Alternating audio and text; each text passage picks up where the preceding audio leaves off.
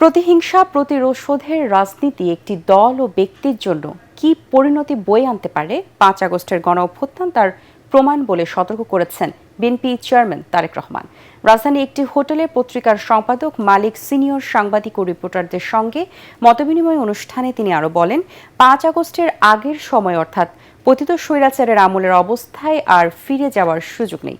তিনি বলেন, মতের পার্থক্য মত ভিন্নতা থাকবেই, তবে তা আলোচনার মাধ্যমে সমাধান করতে হবে।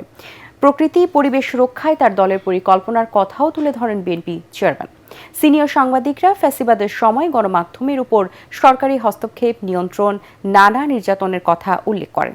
বিএনপি রাষ্ট্র পরিচালনার দায়িত্ব পেলে ভবিষ্যতে মুক্ত সাংবাদিকতা, স্বাধীন গণমাধ্যম প্রতিষ্ঠায় পরিবেশ নিশ্চিত করা হবে বলে আশা প্রকাশ করেন তারেক রহমান। ৫ই আগস্টে ফিরে যাওয়ার কোনোই কারণ নেই আমাদের। হিংসা, প্রতিশোধ, প্রতিহিংসা একটি মানুষ, একটি দল বা যেভাবে আমরা বিবেচনা করি তার পরিণতি কি হতে পারে আমরা দেখেছি ৫ই আগস্ট। এবং আমি সেজন্যই সকলকে অনুরোধ করব, দলমত নির্বিশেষে আমাদের মধ্যে মত পার্থক্য থাকবে, কিন্তু আমরা যদি চেষ্টা করি তাহলে সেই মত পার্থক্যের মধ্যে রেখে আলোচনার মাধ্যমে সেটি অনেক সমস্যার সমাধান হয়তো আমরা বের করে আনতে সক্ষম হব। কিন্তু কোনোভাবেই সেটি যাতে মতভেদের পর্যায়ে চলে না যায়।